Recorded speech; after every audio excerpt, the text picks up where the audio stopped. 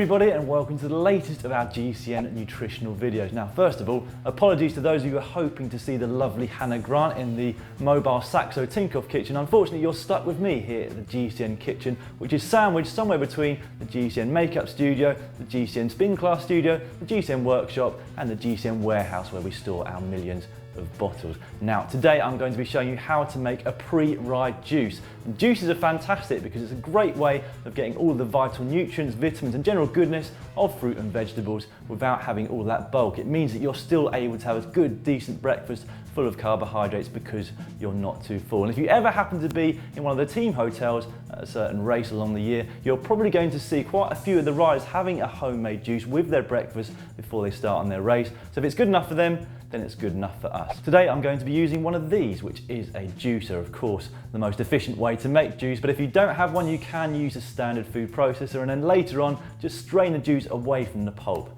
Now the other great thing about juices is that you don't have to have that recipe set in stone. You can use all sorts of different types of fruit and veg, different quantities, until you find one that suits your own personal taste buds. Here I've got 1 kilogram's worth of fruit and veg, which we've just picked from the GCN fruit and veg garden.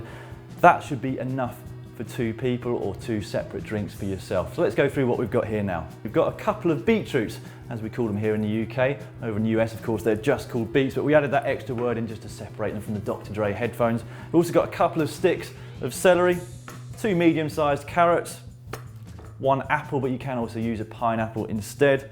We've got some fresh root ginger as well, which is absolutely fantastic for you. It does make it extra spicy, so not all of you are going to like that. We've got half a cucumber, which I need to take the cellophane wrapping from. And finally, we've got a lemon, which, if it doesn't taste very nice when you put everything in, you can put some of this in and it will mask it. Now, of course, you want to make sure that your hands are washed before you start any of this, but also that all the fruit and veg is clean as well. The great thing about a juicer is it will do all of the separation for you, so the actual preparation with the fruit and vegetables is perhaps much less than you would have when you're actually cooking with them. So we're going to start with the ginger.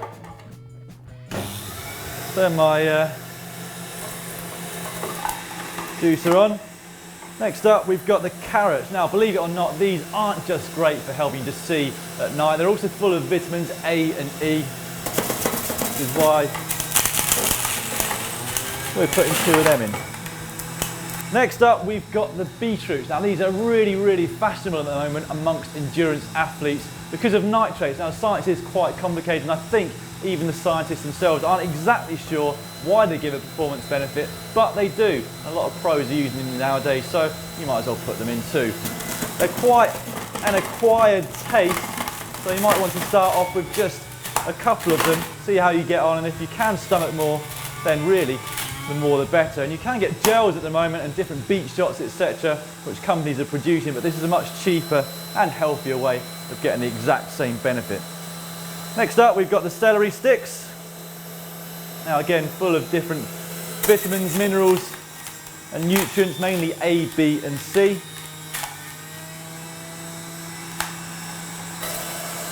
Cucumber next. Great way of hydrating you and also clearing the bad toxins from your body. Next we've got the apple. Now these again are full of different vitamins and minerals, zinc, magnesium, calcium, all sorts of other different good bits and pieces. There we go. And finally the lemon. It's just going to give us a slightly zingy taste. As I said, potentially cover up anything that doesn't taste too good. Okay, all done. 1 jug of goodness. Now something to bear in mind is that if you're used to a McDonald's or fast food pre-ride, then this might be a little bit of a shock to the system. So just go easy the first time, then gradually build up the quantity as the weeks and months go on. I'm interested to see exactly what this tastes like now. Looking at the colour of it, that's the beets, and one of the things to bear in mind also is that it's best to have this a couple of hours before you go out riding, especially for those beetroots, which give their maximum benefit in terms of performance enhancement after around about 3 hours. And whilst we're on the same subject, you can see the colour of it, that does have a bearing on how things come out the other end in terms of colour. But don't worry, you're not dying. And if you are, we don't accept any liability. Right, let's see what this tastes like. Ready? Not sure if I am.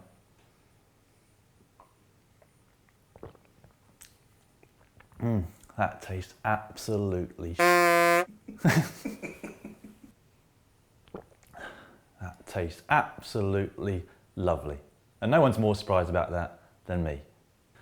Well, I've already mentioned it, but I still can't believe exactly how nice this tastes. I've almost got through it all now, and I have to say, I feel especially juiced up. Maybe not quite enough to take on Ricardo Rico at Strava segments, but still feeling pretty strong. Now, as I've already said, I'm no expert at making juices, but we're sure that a few of you out there are. So if you've got any particular favourites, you can, as always, leave those recipes in the comment section below this video. And all that leaves me to do is the washing up. Okay, so today we're going to focus on how we steam milk and how we pour milk for cappuccinos and lattes and things like that. Ideally, you want your coffee and your milk ready at